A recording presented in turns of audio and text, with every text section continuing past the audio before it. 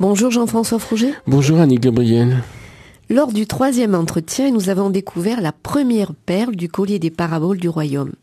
La perle d'entrée nous est apparue comme une parabole en situation autour du lac de Génézareth.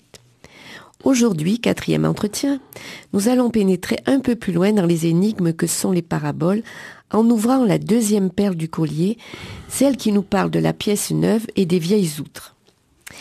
Et dernièrement, en feuilletant le Siracide, je suis tombée sur ces affirmations au paragraphe 39, paragraphe intitulé « L'éloge du scribe ». Voici ce que Ben Sira, vers 180 avant Jésus-Christ, nous dit. Le scribe étudie le sens caché des proverbes. Il passe sa vie parmi les énigmes des paraboles. Alors, Jean-François Frouget, souscrivez-vous à cette parole de sagesse de Ben Sira ? Oui. Comme on dit oui dans un contrat. Oui, bien sûr. Alors, les énigmes des paraboles, là c'est la traduction, c'est Meshalim, il s'agit des proverbes dans Ben Sira. Mais le même mot veut dire à la fois proverbe et parabole. Donc nous sommes bien dans le domaine des énigmes. Alors aujourd'hui, nous ouvrons la première grande perle. Oui, c'est la parabole donc de l'étoffe neuve et des outres neuves aussi. Mais avec cette dialectique du neuf et du vieux que nous avions abordé la fois précédente, à savoir, est-ce qu'il peut y avoir un enseignement nouveau ? Oui. Alors, si vous voulez, je vais vous dire la reconstitution orale, là aussi, de la parabole. Alors, en sachant que vous êtes parti de Matthieu, Marc et Luc, vous pouvez peut-être nous donner les 3 synoptiques. Bien sûr. Écrites avant de faire la reconstitution orale. Oui. D'abord dans Saint Luc, au chapitre 5, verset 36 et suivant, et il leur dit une parabole, qu'on ne retrouve pas dans Matthieu et Marc. Et lorsqu'on compare les 3 synoptiques, on peut reconstituer très facilement ce texte que je dis. Alors on a Marc 2, 21 oui. Et Matthieu 9, 16, c'est ça ? Exactement. Et Luc 5, 36, voilà, pour ceux qui voudraient aller vérifier. Personne n'ajoute un morceau d'étoffe nouveau sur un vêtement vieux, afin que ne soit pas arrachée la totalité de l'habit, et que devienne la déchirure encore plus grande. Et personne n'ajoute du vin nouveau dans de vieilles outres, afin que ne soient pas éclatées les outres, et que le vin ne soit répandu, et que les outres ne soient perdues. Mais on ajoute le vin nouveau dans des outres neuves, et les deux se conservent, et personne ne boit du vin vieux, et aussitôt désire du nouveau, car il dit, le vieux est agréable, ou le vieux est meilleur. Voyez, donc, toute la parabole est scandée par l'antinomie nouveau-vieux. Nouveau-vieux. Alors, l'étoffe, morceau nouveau, vêtement vieux. Vin nouveau, outre vieille. Vin nouveau, outre neuve. Et on boit du vin vieux et on ne désire pas le nouveau. Alors, Jésus pose le problème, voyez. Comment pourrait-on désirer un enseignement nouveau lorsque on dit c'est le vieux qui est le meilleur? Alors pour le vin, on comprend, parce que c'est encore le cas. Et il faut attendre, justement. C'est parce que le vin vieux qui est très bon, ça a été du vin nouveau. Simplement, qui a attendu un peu. Alors, derrière ça, il y a le problème du rapport de la Torah et de l'enseignement de Jésus. Alors, quand vous nous aviez présenté ce qu'étaient les paraboles, ce que sont les paraboles, vous nous avez dit qu'elles avaient souvent une matrice dans l'Ancien Testament, ce qu'on appelle dans la Torah. Oui. Qu'on trouvait déjà beaucoup de choses pour les préparer en quelque sorte. Est-ce que vous pourriez nous donner quelques exemples pour cette parabole? Bien sûr, tout le langage de Jésus s'enracine fondamentalement dans l'enseignement de la Torah. Et c'est justement avec du vieux qu'il va faire du neuf. Mais avant d'y arriver, il nous faudra 10 paraboles. pour comprendre de quoi il s'agit. Alors là, le contexte sur lequel s'inscrit cette parabole est un contexte prophétique, dans le livre d'Isaïe en particulier. Alors, il faut relire ce qui convient dans le prophète Isaïe. Alors, c'est la Torah au sens étendu, la loi, c'est Torah, Nebiim, Veketuvim, c'est-à-dire la loi, les prophètes et les écrits. Mais souvent, on dit la loi par métonymie, c'est-à-dire on prend une partie pour le tout. Alors, que nous dit Isaïe ? Eh bien, au chapitre 28, le livre d'Isaïe nous offre le contexte, d'ailleurs, aux 3 premières paraboles du collier. Et on va les repérer en lisant le texte, tout simplement. Alors, nous allons lire le chapitre 28. À qui donc enseigne-t-il la connaissance ? À qui donc fait-il comprendre ce qui est révélé ? Donc, il s'agit de Dieu. À ceux qui ont été sevrés du lait, éloignés des mamelles. Donc, là, nous y reviendrons, mais il est bien évident qu'on ne peut pas enseigner la connaissance et comprendre ce qui est révélé à des tout petits. Il faut déjà avoir mûri un peu, au moins être sevré. Donc quand on est encore au lait, impossible de comprendre cet enseignement. On peut prendre des paraboles au premier degré dans ce cas-là. Et si on les prend au premier degré, on ne les comprend pas. Et c'est une trahison. Donc il faut être sevré de ça pour aller plus loin. Voilà. Donc on est averti. Car c'est avec des mots dérisoires aux lèvres et dans une autre langue qu'il parlera à ce peuple-ci. Donc, puisque c'est prophétique, donc Dieu qui parle à travers la bouche d'Isaïe, qui dit, mais puisque vous ne voulez pas entendre, puisque vous n'êtes pas sevrés, ce que vous allez entendre va vous paraître être comme des mots dérisoires. Et c'est bien ainsi qu'on comprend la plupart des paraboles de Jésus. De façon dérisoire. Mais c'est tellement simple, il n'y a rien à expliquer. Bon, on l'entend dire de temps en temps. Et dans une autre langue qu'il parlera à ce peuple-ci. C'est-à-dire que la langue même des paraboles va sembler étrange. C'est comme si c'était une autre langue par rapport à la langue des Écritures. Et pourtant, c'est la même. Mais alors, c'est un problème d'écoute. Alors, la suite du livre d'Isaïe, « Voici que moi, donc c'est Dieu qui parle, je pose à Sion une pierre de granit, une coûteuse pierre angulaire de fondement bien fondé. Celui qui croit ne témoignera pas d'impatience. » Donc, parce que quand on est fondé sur la pierre, on a son temps aussi. Et donc, je ferai du jugement un cordeau, de la justice un niveau, mais la grêle emportera l'abri de mensonges, et les eaux inonderont le refuge.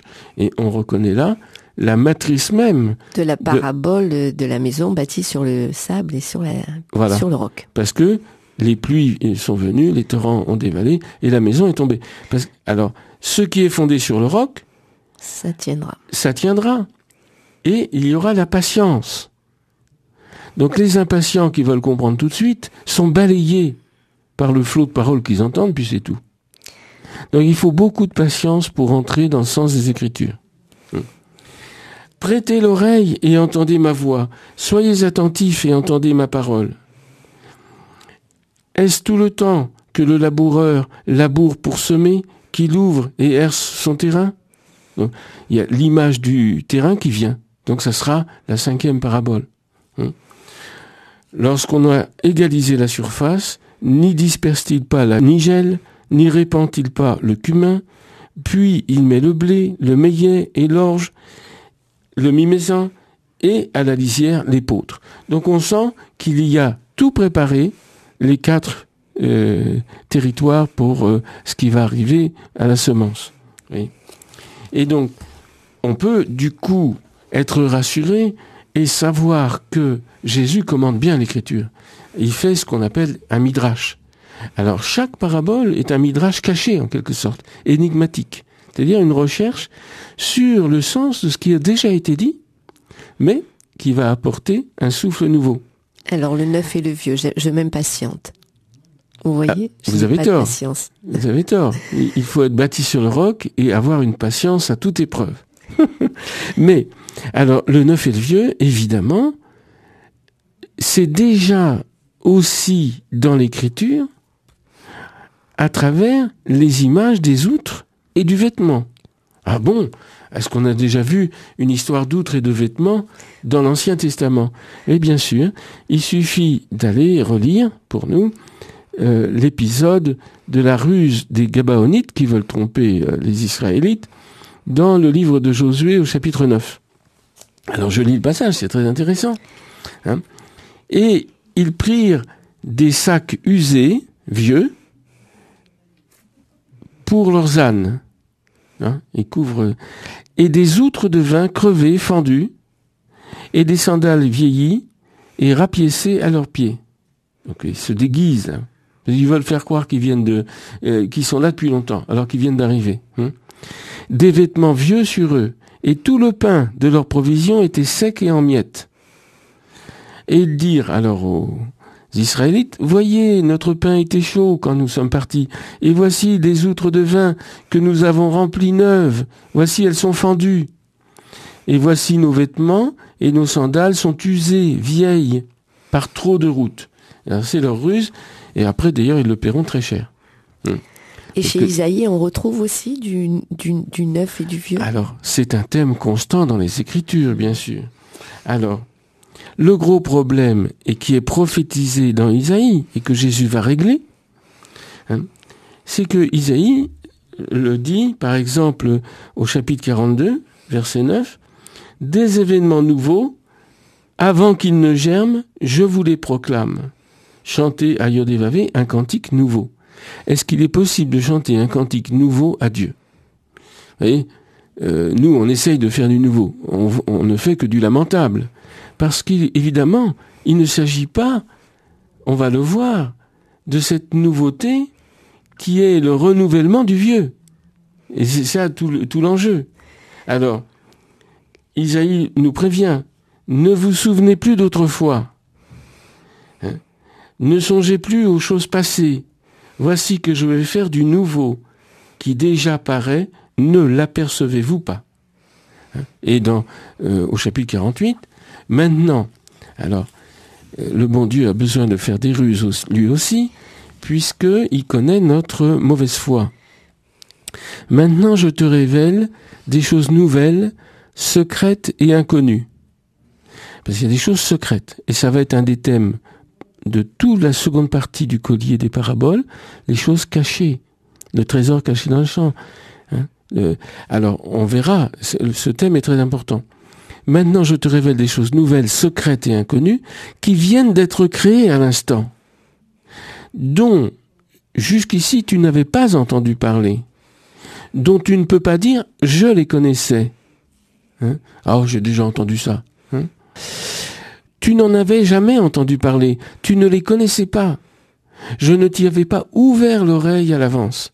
C'est-à-dire que les capacités d'écoute elles-mêmes doivent être nouvelles. Donc, Isaïe prophétise la chose. Je ne t'avais pas ouvert l'oreille à l'avance. Donc, tu ne pouvais pas les entendre. Et donc, la nouveauté va supposer non seulement quelque chose de nouveau dans la chose, mais quelque chose de nouveau dans l'écoute. Voyez ? Nous, on voudrait faire des cantiques nouveaux, par exemple, alors on change les paroles et la musique. Mais ça n'est pas nouveau. En fait, c'est un ressassement infini. Parce que pour qu'il y ait une nouveauté réelle, il faudrait que l'oreille soit nouvelle et surtout la création musicale soit nouvelle. Le souffle... Ça, on le trouve peut-être un peu chez les artistes, c'est les grands artistes. Oui, les grands artistes. Sinon, c'est une indéfinie répétition. Et quand Isaïe parle des cieux nouveaux et de la terre nouvelle, parce que c'est lui qui en parle aussi. Oui. On est aussi dans ce domaine. Nous y arrivons, mais je voudrais terminer la citation. Je ne t'y avais pas ouvert l'oreille à l'avance, car je sais quel traître tu es. Et que depuis le ventre de ta mère, on t'appelle révolté. Alors, il faut bien comprendre. Et la première chose à accepter, c'est la révélation, c'est que même si nous n'en avons pas conscience, il se trouve qu'il y a en nous les germes d'une révolte. Par rapport à quoi? Par rapport à la vérité. Nous sommes, dès le ventre de notre mère, des révoltés. Alors, ça, on l'apprend avec stupéfaction, parce que nous, au niveau de la conscience, on a bonne volonté plutôt. On dit, mais non, moi je suis prêt à entendre les choses vraies, et puis je veux la vérité. Mais ça n'est pas vrai d'abord. Et ça, on le découvre au fur et à mesure qu'on entre dans la vie spirituelle, justement, c'est de découvrir l'étendue du désastre dont nous venons. Et dont, justement, nous avons besoin d'être sauvés. Parce qu'avant, on peut toujours nous dire qu'on a besoin d'un sauveur, ça ne sert à rien. Parce que nous, on ne se sent pas perdu du tout. De quoi a-t-on besoin d'être sauvé? À part du chômage et de la maladie. Alors là, on s'entend à y faire, enfin, plus ou moins. Mais on a besoin d'être sauvé de quelque chose de beaucoup plus profond, à savoir que au cœur de notre écoute, il y a quelque chose de révolté. Donc il faut bien se dire que probablement c'est notre cas maintenant. Et que nous n'acceptons pas si facilement qu'on nous dise, depuis le ventre de ta mère, tu es révolté. Ah bon? Ben alors j'y suis pour rien. Ben justement, vous voyez le commencement de la révolte. Puisque c'est depuis le ventre de ma mère. Et donc je me révolte contre le fait même qu'on me dise que je suis révolté, ce qui vérifie la chose. Voilà. Alors, qu'est-ce que va faire le bon Dieu? Il le prophétise toujours dans le livre d'Isaïe, au chapitre 65, « Car je vais créer des cieux nouveaux et une terre nouvelle. Et on ne se souviendra plus du passé, qui ne remontera plus au cœur. Et on sera dans la jubilation, évidemment. Le fruit de tout cela, lorsque la révolte sera apaisée et la vérité mise en évidence, viendra la joie. D'ailleurs, c'est un des critères. La jubilation suit la révélation de la vérité qu'on a acceptée. Donc, les vérités qui ne nous mettent pas dans la jubilation, soit on a mal entendu, soit c'était pas des vérités. Alors, on va être un peu dans la jubilation en écoutant un beau morceau de musique. Nous continuons notre 4e entretien, Jean-François Frouget. Nous sommes dans la 2e partie de ce 4e entretien. Donc, on a bien vu dans la première que la parabole du vieux et du neuf, du l'ancien et du nouveau, trouvait déjà une matrice, en particulier chez Isaïe, puisque vous nous avez détaillé assez largement. On aurait pu le faire plus largement, mais la radio, c'est toujours un temps limité. Et vous nous avez parlé du neuf et du vieux, mais en parlant d'un neuf qui serait toujours du vieux. Alors là, je crois qu'il faut vraiment que vous nous approfondissiez cela. Oui. Qu'est-ce que c'est ce neuf qui est en réalité du vieux? Eh bien, on va reprendre encore un petit peu du prophète Isaïe, parce qu'il est vraiment notre maître conducteur jusqu'à la parole de Jésus, qu'il utilise évidemment en filigrane. Et toujours dans les prophéties d'Isaïe, au chapitre 66, nous voyons « Car ainsi que les cieux nouveaux et la terre nouvelle que je fais subsistent devant moi, oracle de Yod et Vav et, ainsi subsisteront votre race et votre nom. » Donc, là aussi c'est une prophétie qu'on ne peut pas prendre à la lettre, il faut la comprendre. Et c'est ce que Jésus va s'exercer à faire, à nous donner comment la clé, comment on comprend ces choses-là. Parce que, apparemment, c'est simple à comprendre. En fait, non. À cause du rapport vieux-nouveau, qui est une image. Donc, il faut saisir que cieux nouveau, terre nouvelle, est à comprendre à un autre niveau que le vieux et le neuf dont on se sert dans la vie courante. Alors, en tout cas, pas dans le temporel, si je comprends bien. On va se servir de la temporalité, parce que le vieux et le neuf, c'est par rapport au temps, pour nous dire des choses qui ne sont pas temporelles. Mais n'allons pas trop vite. Donc, on lit encore dans Isaïe, « Levez les yeux vers le ciel et regardez en bas vers la terre. » Vous remarquez la formule. Elle est plutôt difficile à réaliser. Levez les yeux vers le ciel et regardez en bas vers la terre. Alors, on peut le faire successivement, mais enfin, les cieux se dissiperont comme une fumée, la terre s'usera ou vieillira comme un vêtement. Donc nous voyons poindre là aussi l'histoire du vêtement qui vieillit et on l'applique à la terre elle-même. Bon, et aux cieux. Mais mon salut sera éternel et ma justice n'aura pas de fin. Alors évidemment, on a tendance à penser éternel comme une durée indéfinie.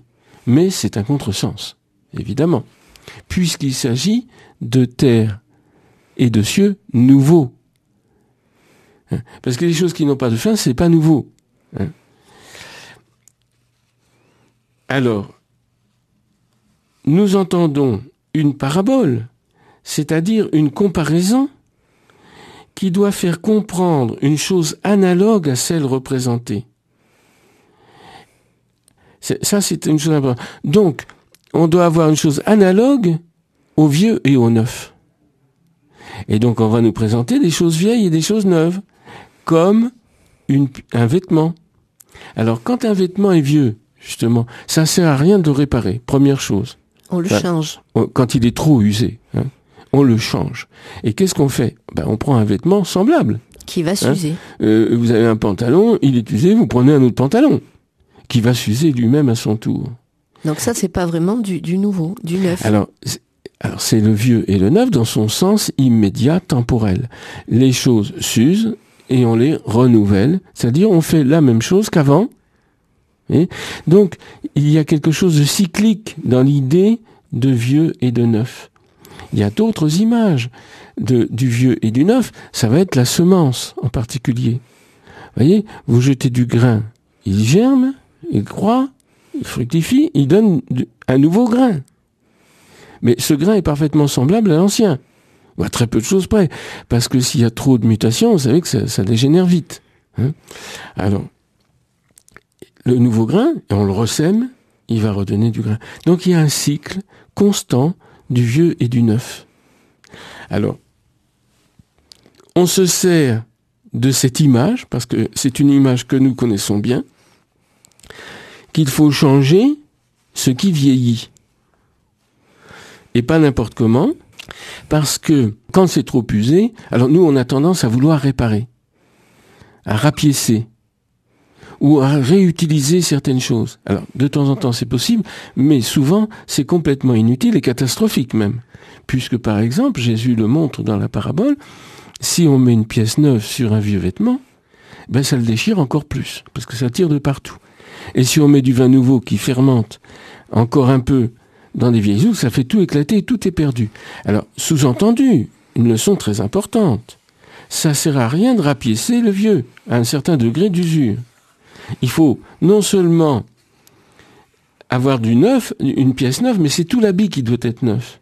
Non, on peut faire du vin nouveau, mais il faut aussi la nouvelle outre. Donc on ne peut pas renouveler les choses n'importe comment. Ça, c'est une très très grande leçon, et une très grande leçon pour nous aujourd'hui. Comment recevoir un enseignement nouveau ? Il va être semblable à du vin nouveau.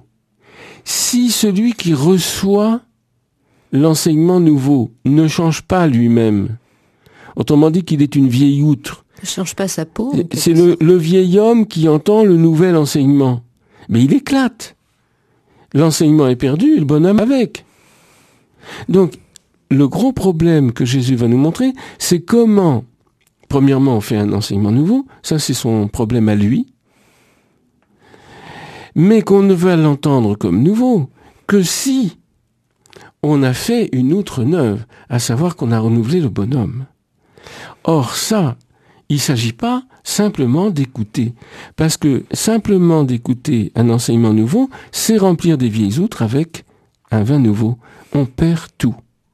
Et c'est une des raisons pourquoi, par exemple, l'enseignement chrétien a tant de mal à s'établir. Puisque il y a bien un vin nouveau dans l'enseignement chrétien, mais il tombe la plupart du temps dans de vieilles outres. Donc tout est perdu. Et tout est rejeté. Quand vous parlez d'enseignement chrétien, vous parlez du temps de Jésus ou vous parlez de l'enseignement chrétien depuis le temps de Jésus ? Mais il n'y a pas de temporalité à ce niveau-là. Nous sommes dans le temps de Jésus. Dans quel temps serions-nous ? Y a-t-il eu un autre événement depuis Jésus ?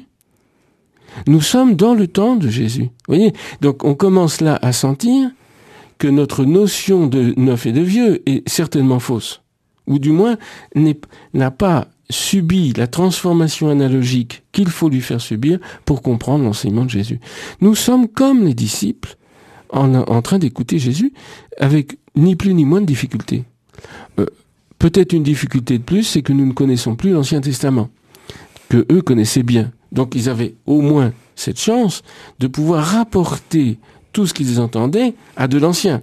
Seulement c'était un obstacle aussi, parce que ils avaient tendance à récupérer, comme on dit, l'enseignement dans les normes anciennes. Alors nous, on peut rien récupérer du tout, puisqu'il n'y a plus de normes, on ne sait plus ce que ça veut dire, et d'ailleurs on n'écoute plus les paraboles. Vous avez remarqué qu'on passe très vite sur le sujet, puis c'est des images pour enfants, ce qui est une erreur de fond. C'est pas du tout des images pour enfants, ce sont des énigmes pour des gens sevrés, et qui sont déjà à la nourriture solide. Oui, ça, Saint Paul nous le demande aussi. Et Saint Paul le demande abondamment, parce que lui, il avait compris quelque chose. Voilà. Alors, c'est l'évidence pratique dans le rapport du neuf et du vieux, c'est qu'on ne peut les mélanger, et d'ailleurs, on ne le fait pas, et Jésus s'appuie sur quand même le bon sens pratique. Personne ne fait des choses pareilles, parce que tout le monde sait que ça ne marche pas. Dans les choses pratiques. Mais dans le type de l'enseignement, on ne peut pas mélanger. Donc il faut reconstruire des cieux et une terre nouvelle. Mais c'est un don de Dieu. Alors, allons voir plus précisément de quoi il s'agit dans cet enseignement.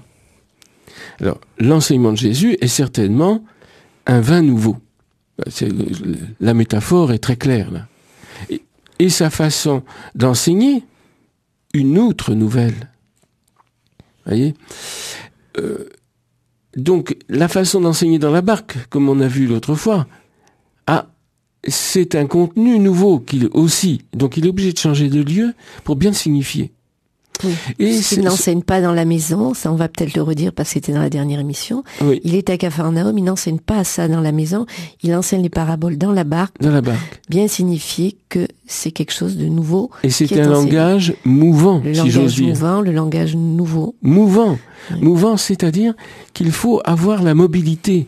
On ne peut pas écouter ça de façon assise. Et puis c'est pour ça qu'il va y avoir peut-être beaucoup de paraboles qui vont dire chaque fois le royaume des cieux est comme, puisqu'on ne peut pas le définir comme une règle comme on définissait dans la Torah. Peut-être c'est ça, non? Oui, mais là il ne faut pas aller trop vite.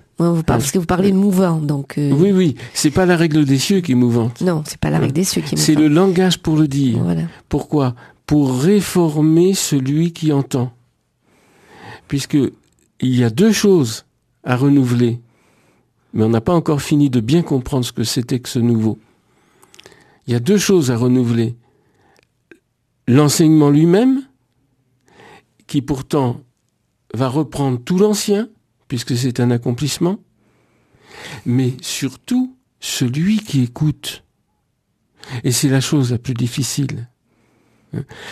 Et on va le voir, et Jésus prend son temps, parce qu'il prend une dizaine de paraboles pour enseigner comment et pourquoi les choses sont difficiles et comment il faut s'y prendre. Donc on ne peut pas le comprendre maintenant. Il faut un enseignement, ou alors la suite est inutile. Voyez ? Si on pouvait tout comprendre dès le premier enseignement, ça veut dire qu'on répète pour rien après. Non, l'enseignement de Jésus est utile d'un bout à l'autre. Ça veut dire que lorsqu'on commence, ce qui est notre cas là avec les paraboles, eh bien, il faut un peu de patience parce que même pour comprendre le début, il faut être arrivé à la fin. Donc, j'exhorte tous les auditeurs à aller jusqu'au bout de nos émissions parce que c'est là qu'ils comprendront vraiment ce qu'on est en train de dire maintenant. Mais il faut bien commencer. Donc, il faut que les disciples s'apprêtent à recevoir donc un vêtement neuf. Parce que le vêtement, c'est fait pour être porté sur un corps. Et qu'ils n'essayent pas de raccommoder leurs vieux vêtements. C'est-à-dire, bon, on manquait d'informations, alors on bouge des trous, on a un peu plus d'informations. Ah, ça veut dire ça. Ça, c'est du rapiessage. Voyez ? Qu'est-ce que c'est que d'avoir un vêtement neuf ? Alors neuf, pas simplement comme on renouvelle les vieux vêtements, justement, analogiquement. Et la nouveauté, c'est que la terre et les cieux nouveaux ne passeront pas. c'est comme la terre et le ciel passeront, dit Jésus, donc les anciens, ma parole ne passera pas. Donc là, on n'est plus dans le cycle. Voilà, il va falloir sortir de ce renouvellement cyclique qui est la vieillerie elle-même. Nous continuons notre émission, Jean-François Froger, donc troisième et dernière partie de ce 4e entretien sur la parabole du neuf et du vieux. Donc, vous parliez du neuf qui n'est pas vraiment du neuf puisque c'est cyclique, mais comment on peut sortir de ce cycle finalement, qui n'est qu'un renouvellement de vieux qui se perpétue, on va dire. Oui, parce qu'on recommence toujours la même chose. Et ça nous met devant ce problème, c'est que le renouvellement cyclique qui est de ce monde, qui est une nécessité de ce monde, trouve un renouvellement qui n'est pas de ce monde. Alors c'est ça, là vous comprenez que l'énigme devient sérieuse et importante. Tout le monde connaît la loi du Shabbat. Il se trouve que le Shabbat, c'est le repos et l'interdit du travail, d'abord, qui procure un repos, après 6 jours de travail. Il se trouve que les 6 jours de travail sont cycliques. Et le 6, d'ailleurs, est le nombre du cycle. Et c'est chaque semaine qui revient. Donc, tout ce que nous faisons dans le monde, et le travail est là pour renouveler les choses vieilles. On a cultivé des pommes de terre, elles sont mangées, elles sont détruites. Il faut en cultiver des nouvelles. Et le travail, c'est ça. Alors, il y a bien aussi, quelquefois, on fabrique des choses nouvelles, au sens qu'on ne les fabriquait pas avant, mais la plupart du temps, c'est tout de même le renouvellement du stock. Bon, on fabriquait des voitures, on en fabrique des nouvelles. Avec un petit peu de nouveauté qui n'était pas dans l'ancienne chose. Donc on voit poindre une notion de neuf là qui est quelque chose qui ressemble à la création. Donc on a donc déjà 2 catégories de nouveautés. La chose qu'on a refaite tout simplement parce qu'elle est, et puis la chose qu'on a inventée qui s'ajoute à ce qu'on ne faisait pas avant. Mais c'est toujours en ce monde, et cette chose-là va vieillir elle-même, et va se renouveler, etc. Mais ça nous fait décoller un petit peu du cycle. Mais ce qui nous fait vraiment décoller du cycle, c'est le Shabbat. Parce que dans le Shabbat, on ne fait rien. Donc, il s'agit exactement de sortir du cycle à travers un rituel, qui lui-même va devenir cyclique, et par conséquent, ça va vieillir aussi. Et donc, on va être obligé aussi de sortir de ce cycle de sortie. Et ça sera le Shabbat des Shabbats, ça sera la Pentecôte. Bon. Donc on va ritualiser ces choses. Mais il n'y a rien à faire.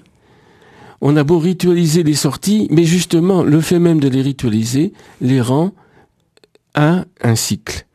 Parce que tout rituel est cyclique. Et il suffit de regarder le cycle liturgique. Donc ça sert à rien de changer des choses à la liturgie entre nous. Puisque la liturgie par elle-même, c'est un renouvellement du même constamment. Mais à l'intérieur de ce renouvellement, et en le prenant comme base analogique, on doit comprendre qu'il y a une véritable nouveauté qui, elle, n'est absolument pas cyclique. Autrement dit, elle n'est pas temporelle. Elle ne peut pas venir du passé et elle ne peut pas concerner l'avenir. Elle est essentiellement présente.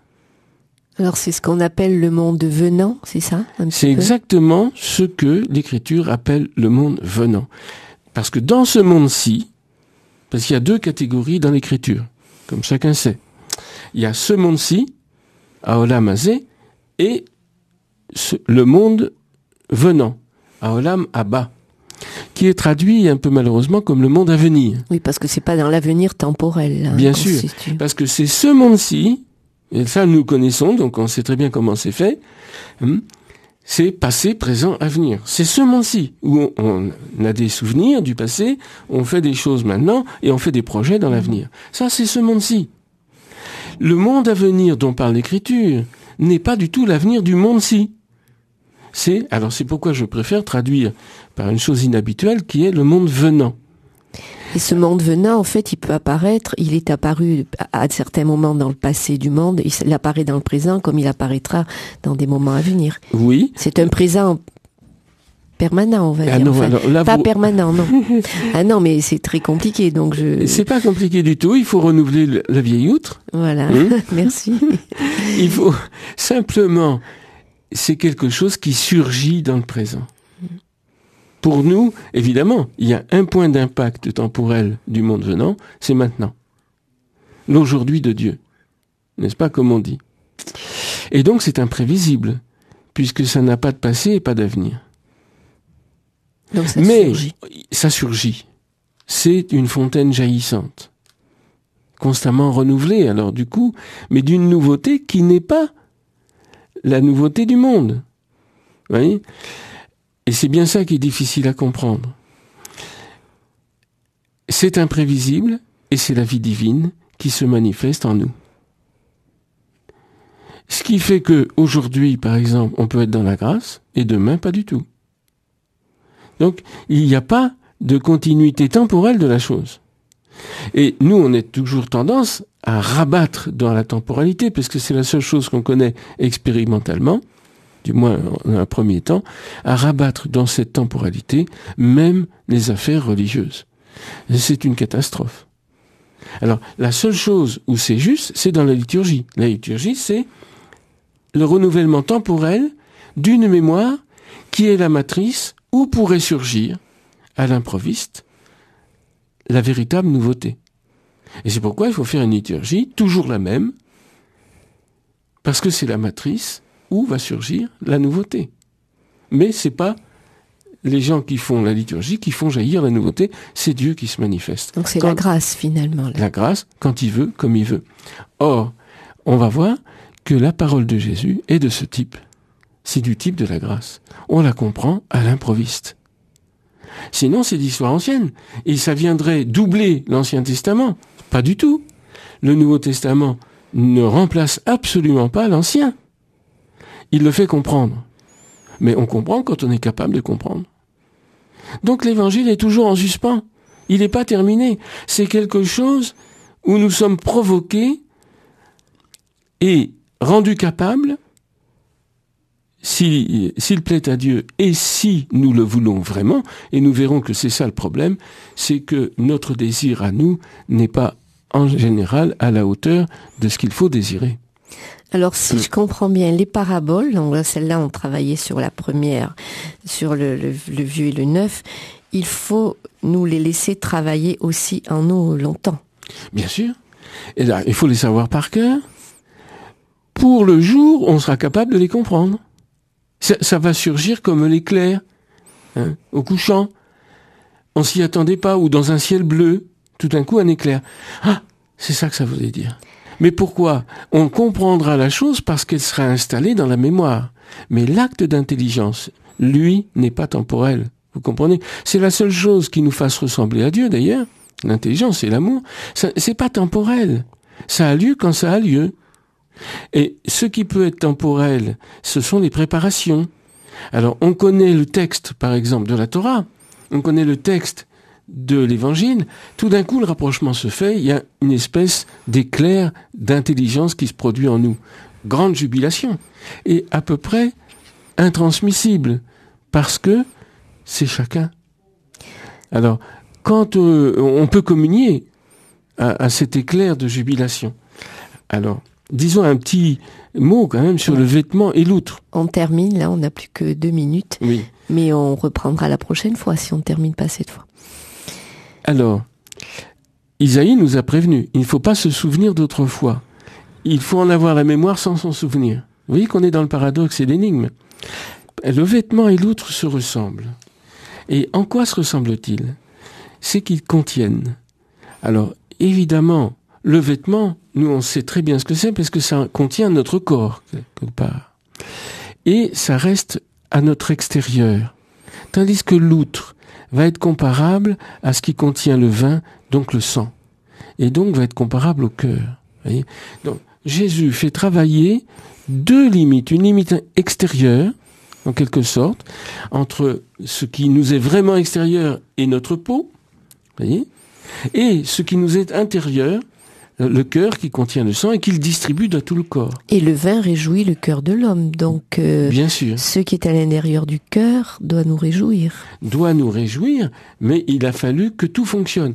Et si on fait jouer le vêtement et l'outre, c'est-à-dire ce qui nous est extérieur et ce qui nous est intérieur, c'est pour faire jouer ce qu'est la peau. La peau. Et vous savez que, par exemple, les histoires de lépreux sont très importantes dans toute l'écriture. Et la peau, évidemment, le lieu, l'interface entre le monde et nous, en quelque sorte, et c'est le lieu de la connaissance et de la conscience. Alors, certainement, le vieux et le neuf se jouent dans un renouvellement de la connaissance et de la conscience. Eh bien, merci Jean-François Froger, et nous laissons les auditeurs continuer à méditer sur cette énigme. Nous poursuivrons dans un 5e entretien. À bientôt. Merci.